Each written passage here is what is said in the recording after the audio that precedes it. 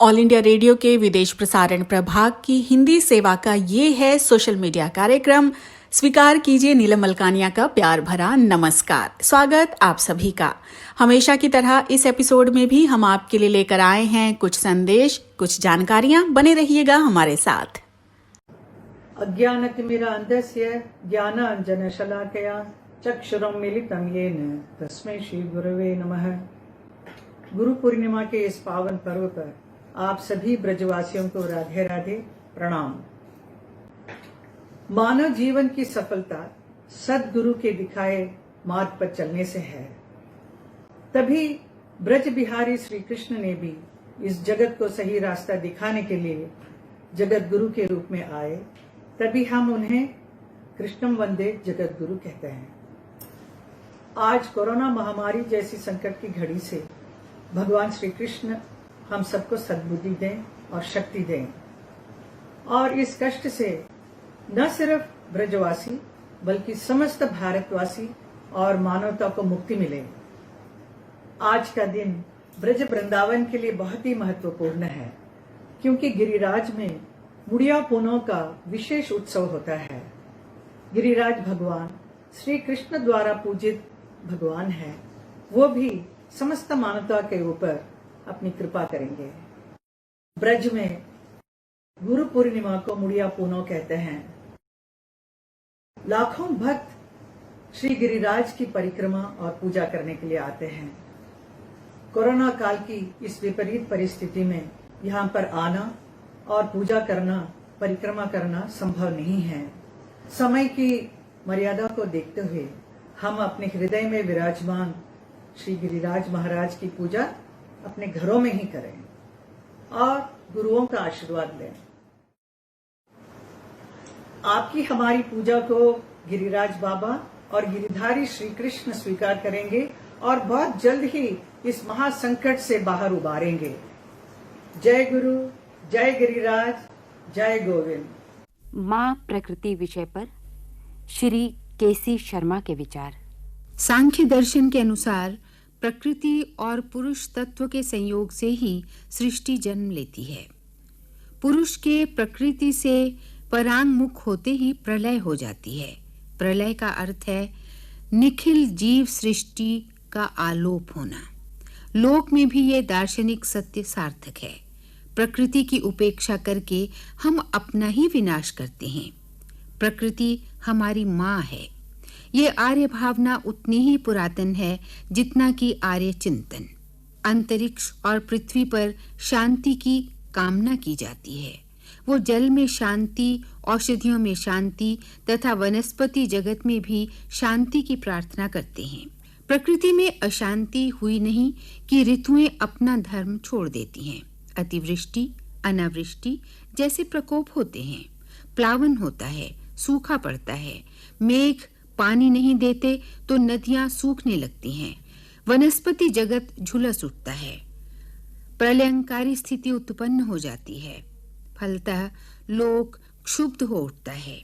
इसीलिए हमारे पूर्वजों ने प्रार्थना की, मानव निरामय हो।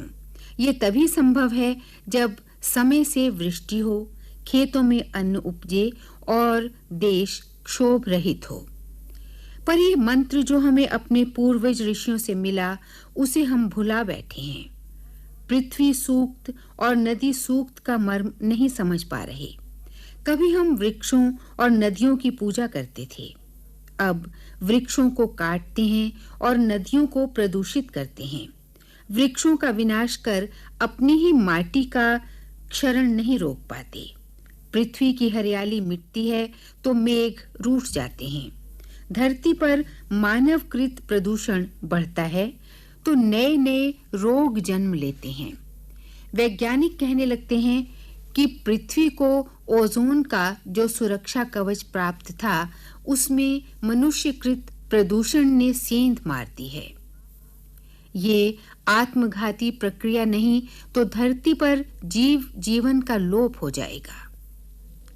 इस प्रलयंकारी संभावना से बचने का एकमात्र उपाय है कि हम प्रकृति का अंधाधुंध दोहन न करें। वातावरण को प्रदूषण मुक्त रखें, नदियों में मल प्रवाह रोकें, वनस्पतियों की रक्षा करें तथा जीव मात्र के प्रति हिंसा भाव त्याग दें। यही होगी हमारी निसर्ग की ओर लौटने की प्रक्रिया। तभी हम जीवन धात्री प्रकृति माता के अवदानों के अधिकारी होंगे। पृथ्वी और नदी सूक्तों के उद्गाता ऋषियों का ऋण चुका सकेंगे।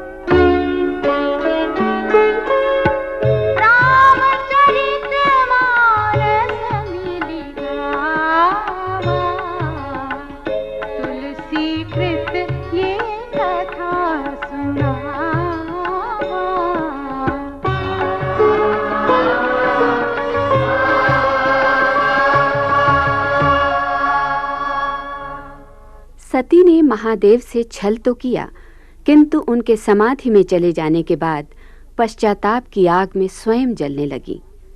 शिव की समाधि का एक एक दिन सती के लिए एक एक युग के समान बीतने लगा। मन में ये सोच कि इस दारुण दुख के अथाह और अनंत सागर को कब पार कर सकेंगी। शंकर के विमुख हो जाने के बाद भी विधाता उन्हें क्यों जिला रहा है। विडंबना ये है कि आत्मग्लानि के भेद को किसी पर प्रकट भी नहीं कर सकती। 87,000 वर्ष बीत जाने के बाद शिव की समाधि टूटी। सती ने आकर उनके चरणों में सिर नवाया तो महादेव उन्हें आदर से पास बिठाकर हरि अवतार की कथाएं सुनाने लगे। उन्हीं दिनों सती के पिता दक्ष को ब्रह्मा ने प्रजापतियों का नायक बनाया। ऐसी प्रभुता का पद पाकर अभिमान किसे नहीं होता। दक्ष को भी अभिमान हुआ और उन्होंने एक महायज्ञ करने की ठानी, जिसमें गंधर्व, किन्नर, शेषनाग, सिद्धों सहित सभी देवताओं को निमंत्रित किया।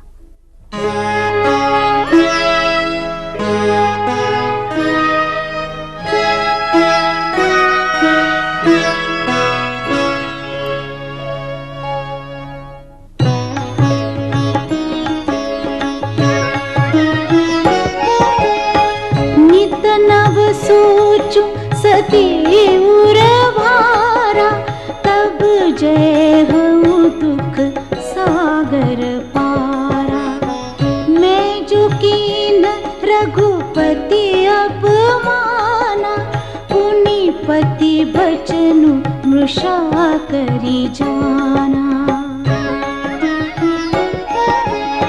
सो फलु मोहि विधाता दीना, जो कछु चित रहा सोई कीना। अब विधि अस बुझिय नहीं तोहि, शंकर विमुख जियावसि मोहि। कहीं न जाए कछु हृदय गलानी, मन महु राम ही सुमिर सयानी। जो प्रभु दीन दयालु कहावा, आरती हरन वेद जसु गावा। तो मैं विनय करऊ कर जोरी, छूटऊ बेगी देह यह मोरी। जो मोरे शिव चरण सनेहु, मन क्रम वचन सत्य व्रतु एहु।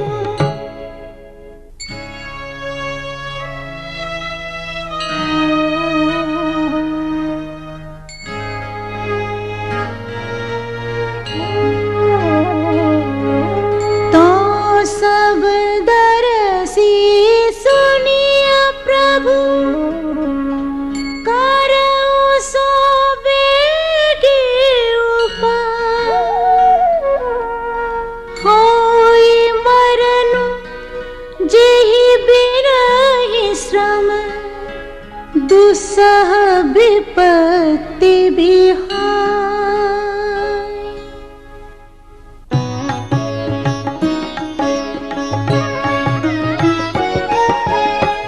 एहि विधि दुखित प्रजेशु कुमारी, अकथनीय दारुण दुख भारी। बीते संबत सहज सतासी, तजी समाधि शंभु अविनाशी। राम नाम शिव सुमिरन लागे, जानियो सती जगतपति जागे। जाई शंभु पद वंदनु कीन्हा, सन्मुख शंकर आसनु दीन्हा। लगे कहन हरि कथा रसाला, दक्ष प्रजेश भये तेहि काला। देखा विधि विचारी सब लायक, दक्ष ही कीन प्रजापति नायक। बड़ अधिकार दक्ष जब पावा, अति अभिमानु हृदय तब आवा। नहीं को अस जन्मा जग माही, प्रभुता पाई जाहि मद नाही।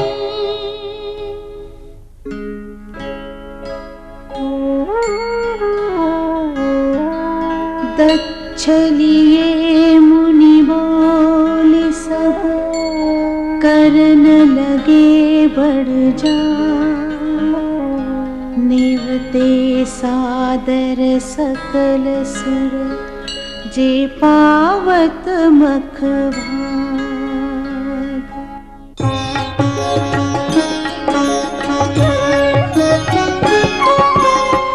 किन्नर नाग सिद्ध गंधर्वा, बधुन समेत चले सुर सर्वा। विष्णु बिरन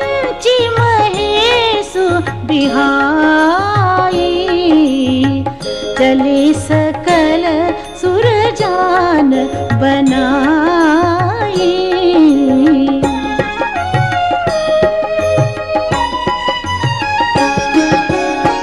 सती बिलोके व्योम विमाना, जात चले सुंदर विधिनाना। सुर सुंदरी करही कलगाना, सुनत श्रवण छूटहि मुनि नाना। पूछिउ तब शिव कहेउ बखानी, पिता यज्ञ सुनि कछु हर खानी। जो महेश मोहि आए सुदेहि, कछु दिन जाई रहो मिस एहि।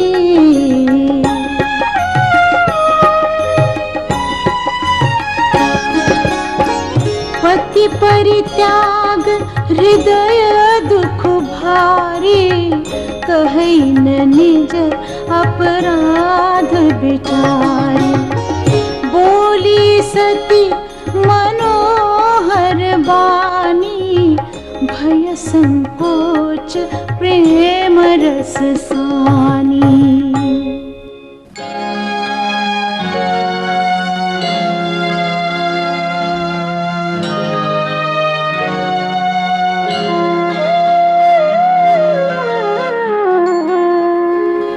पिता भवन उत्सव परम, जो प्रभु आयसु होई।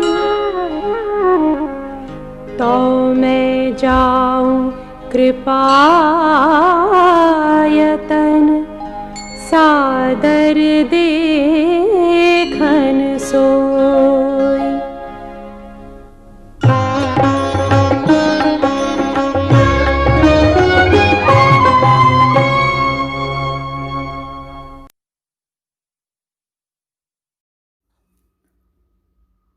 ऑल इंडिया रेडियो की ये हिंदी सेवा है। अब आप मुनीश शर्मा से समाचार सुनिए। भारत में अभी तक कोविड-19 के संक्रमण से 4,09,083 लोग मुक्त हो चुके हैं। पिछले 24 घंटे के दौरान 14,856 लोग संक्रमण से मुक्त हुए और संक्रमण मुक्ति की दर फिलहाल देश में 61% है। पिछले 24 घंटे के दौरान भारत में 2,48,933 परीक्षण संक्रमण की जांच के लिए किए गए हैं और देश में 1 करोड़ से अधिक परीक्षण फिलहाल किए जा चुके हैं। बेंगलुरु में सोमवार सुबह 5 बजे तक पूर्ण लॉकडाउन लागू कर दिया गया है। कर्नाटक की राजधानी बेंगलुरु में रविवार को लॉकडाउन अब कड़ाई से लागू रहा करेगा। 6 जुलाई से कलकत्ता ने दिल्ली, मुंबई, नागपुर, अहमदाबाद, पुणे और चेन्नई से आने वाली उड़ानें अपने यहां प्रतिबंधित कर दी हैं और आज प्रधानमंत्री नरेंद्र मोदी ने राष्ट्रपति भवन में राष्ट्रपति श्री रामनाथ कोविंद से मुलाकात की है।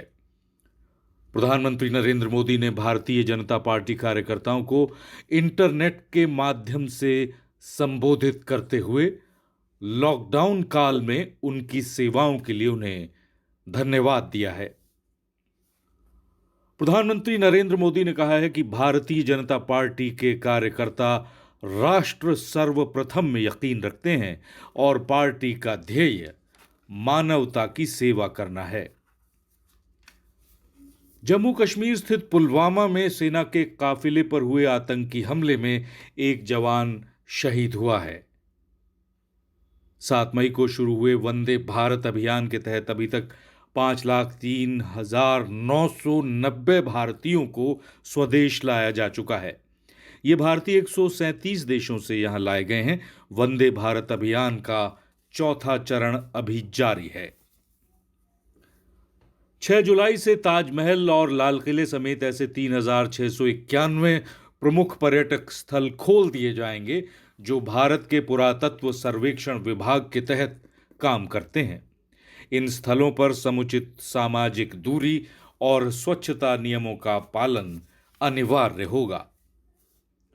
पाकिस्तान में उसके विदेश मंत्रालय ने अपनी सरकार को चीन के साथ रिश्तों की समीक्षा की सलाह दी है। पाकिस्तान के विदेश विभाग का कहना है कि चीन के साथ रिश्ते रखने की वजह से पाकिस्तान को विश्व समुदाय की नाराजगी झेलनी पड़ सकती है। और इसके साथ ही ये समाचार बुलेटिन समाप्त हुआ। दोस्तों, ये समाचार हमें विदेश प्रसारण प्रभाग के वार्ता एकांश से प्राप्त हुए हैं।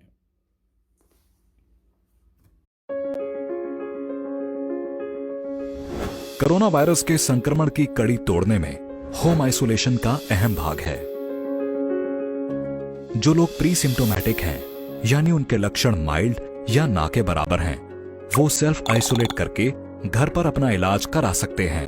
होम आइसोलेशन कैसे करना है ये समझना बहुत ज़रूरी है, जिससे हम भी सेफ रहेंगे और हमारे परिवार में जो लोग हैं, जो हमारे साथ हैं, हमारे घर में हैं, वो भी सेफ रहेंगे। आइए समझते हैं होम आइसोलेट करने का सही तरीका। डॉक्टर से सलाह लेने के बाद अंडरटेकिंग साइन करके ही पेशेंट अपना इलाज घर पर शुरू कर सकता है। ध्यान रखें कि घर पर सेल्फ आइसोलेशन और परिवार को भी क्वारंटीन करने की सुविधा होनी चाहिए। सेल्फ आइसोलेशन में हर समय ट्रिपल लेयर मेडिकल मास्क पहन के रखना है, जिसको हर 8 घंटे या मास्क के गंदा या गीला हो जाने के बाद डिस्कार्ड कर देना है। अरे रुकिए, मास्क डिस्कार्ड करने से पहले 1% सोडियम हाइपोक्लोराइट से डिसइंफेक्ट करना ना भूलें, नहीं तो संक्रमण से बचाने वाला ये मास्क वायरस को फैला सकता है। हाथों को साबुन और पानी से कम 40 सेकंड तक अच्छे से धोना है या अल्कोहल बेस्ड हैंड रब से सैनिटाइज करना है। ध्यान रखें कि पेशेंट घर के बुजुर्ग या गंभीर रूप से बीमार किसी परिवार के सदस्य के कांटेक्ट में ना आए और अपने आइडेंटिफाइड रूम में ही रहे। पेशेंट के साथ एक केयर गिवर 24 घंटे अवेलेबल होना चाहिए, जो डिस्ट्रिक्ट सर्वेलेंस ऑफिसर को अपडेट्स रेगुलरली देता रहे। पेशेंट के कांटेक्ट में आने के बाद हाथों को साबुन और पानी से 40 सेकंड तक अच्छे से धोना है या सैनिटाइज करना है। पेशेंट के साथ physical distancing, disposable hand gloves, triple layer mask पहनना और डिस्कार्ड करने के बाद प्रॉपर हैंड हाइजीन फॉलो करने जैसी सभी सावधानियां बरतनी हैं। साफ सफाई का ध्यान रखते हुए पेशेंट से निकले ओरल या रेस्पिरेटरी डिस्चार्ज के डायरेक्ट कांटेक्ट में नहीं आना है। काफ़ी कॉमन आइटम्स होती हैं, जैसे कि डोर नॉब हो गया, टेलीफोन हो गया, उसको वैसे ही न छुएं, उसको स्टेरिलियम से या फिर फ्रेशली प्रिपेयर्ड सोडियम हाइपोक्लोराइट से साफ़ करें। और जो बर्तन होते हैं, जो कपड़े होते हैं धोने के, वो अलग से धोए जाएं। कि मरीज जो है आरोग्य सेतु ऐप अपने मोबाइल में डाउनलोड करके रखे। पेशेंट होम आइसोलेशन को मौजूदा गवर्नमेंट डिस्चार्ज पॉलिसी के अनुसार बंद कर सकता है। हाँ, यदि इस दौरान सांस लेने में कठिनाई, छाती पे दबाव या दर्द महसूस होना, होठों का नीला पड़ना, मानसिक भ्रम या खड़े होने में दिक्कत जैसे लक्षण दिखाई दें, तो तुरंत ट्रीटिंग मेडिकल ऑफिसर को बताना चाहिए। केयर गिवर है, वो भी अपनी जिम्मेदारी समझें, चाहे वो उनको केयर की बात हो, खाने की बात हो, बाथरूम साफ करने की बात हो, या उनको मॉरल सपोर्ट करने की बात हो। सोशल सपोर्ट इस टाइम में बहुत बहुत ज़रूरी है और फिजिकल डिस्टेंसिंग भी साथ साथ करने की ज़रूरत है। मेरी तरफ से हम सब लोग अगर इकट्ठे जुट के ये काम करेंगे तो हम सब सेफ रहेंगे, हेल्दी रहेंगे। इन गाइडलाइंस और अपने मेडिकल ऑफिसर के इंस्ट्रक्शंस का सख्ती से पालन करें, ताकि हम अपने साथ साथ अपने परिवार और समाज का स्वस्थ भविष्य सुनिश्चित कर सकें। और हाँ, इस कठिन घड़ी में पेशेंट का हौसला बढ़ाना, उसे सपोर्ट करना और भेदभाव ना करना भी बेहद जरूरी है। कोरोना के संक्रमण की कड़ी तोड़ने के लिए शारीरिक दूरी आवश्यक है, दिलों की दूरी नहीं।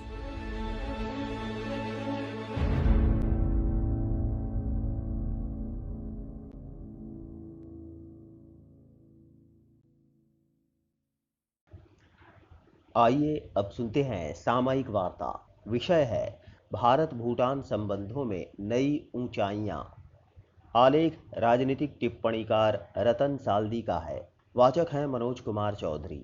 600 मेगावाट वाली खोलोंगचू जल विद्युत परियोजना के लिए इस सप्ताह भारत तथा भूटान के बीच सुविधा समझौते का हस्ताक्षर किया जाना हमारे अनोखे तथा समय की कसौटी पर परखे गए द्विपक्षीय संबंधों में एक और मील का पत्थर है।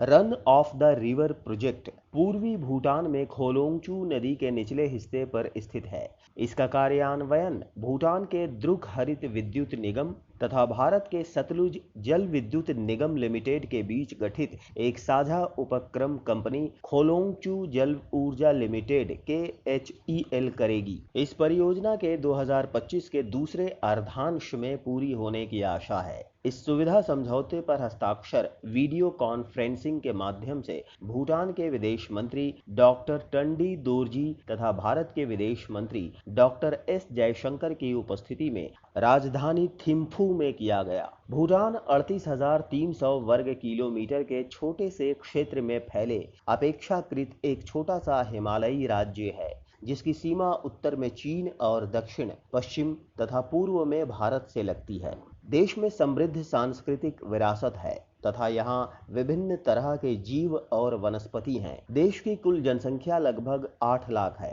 लगभग 60,000 भारतीय वहाँ व्यापारी के तौर पर बसे हुए हैं और विभिन्न परियोजनाओं, मुख्य रूप से भारत द्वारा स्थापित जल विद्युत परियोजनाओं में काम कर रहे हैं। भूटान में विशाल संभावनाएं हैं। यहाँ 30,000 मेगावाट के जल विद्युत होने का अनुमान है, जो इसकी आय का मुख्य स्रोत है। देश के राजस्व में जल विद्युत 27% से अधिक का योगदान करता है और देश की GDP में इसकी हिस्सेदारी 14% है। जब गत वर्ष अगस्त महीने में दूसरी बार प्रधानमंत्री नरेंद्र मोदी ने थिम्फू का दौरा किया तो 720 मेगावाट की मंगदेचू परियोजना के उद्घाटन के साथ भूटान की जल विद्युत उत्पादन क्षमता 2100 मेगावाट तक चली गई। प्रधानमंत्री नरेंद्र मोदी ने जून 2014 में पहली बार भूटान की यात्रा की थी। प्रधानमंत्री के रूप में कार्यभार ग्रहण करने के बाद भारत के प्रधानमंत्री का एक विदेशी देश का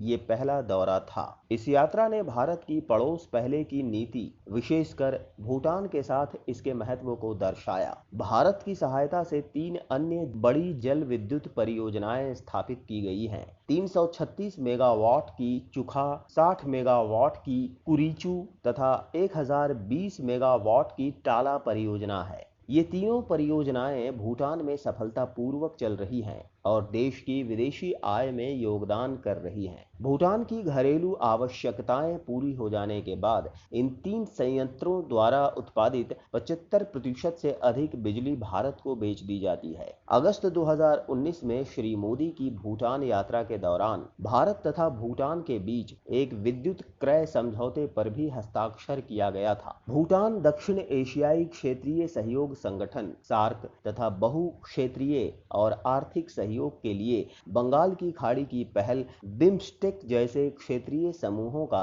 एक महत्वपूर्ण सदस्य है। महत्वपूर्ण बात यह है कि भूटान ने चीन के belt and road initiative BRI के 2017 तथा 2019 के शिखर सम्मेलन में भागीदारी नहीं की और संप्रभुता के मुद्दे पर भारत ने भी इसका बहिष्कार किया। नेपाल, बांग्लादेश, श्रीलंका, मालदीव तथा पाकिस्तान जैसे अन्य दक्षिण एशियाई राष्ट्रों ने इस इनिशिएटिव में भागीदारी की, जिसकी रूपरेखा स्पष्ट रूप से इस क्षेत्र में आर्थिक वर्चस्व के लिए चीन द्वारा तैयार की गई है। भारत भूटान का सबसे बड़ा व्यावसायिक साझेदार है। 2018 में दोनों देशों के बीच का द्विपक्षीय व्यापार 9,227 करोड़ तक गया। भारत भूटान को ऑटोमोबाइल, विद्युत तथा मशीनरी उपकरण, पेट्रोल, डीजल, रसायन, हाइड्रोलिक टरबाइन तथा अन्य चीजों के कल पुर्जों का निर्यात करता है।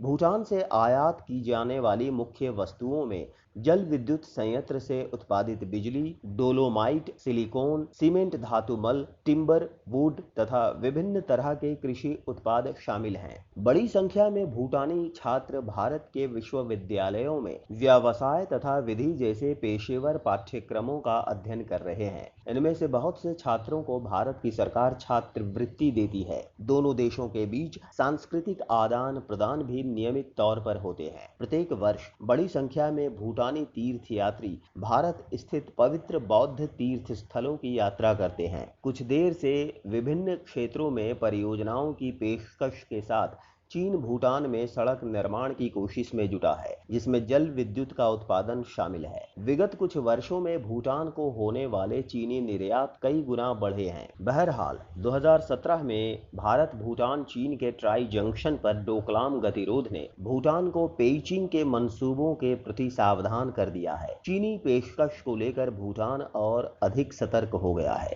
कार्यक्रम आपको कैसा लगा हमें जरूर बताइएगा esth.radiomail@gmail.com पर।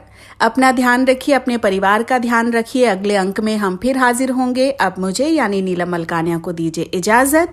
नमस्कार।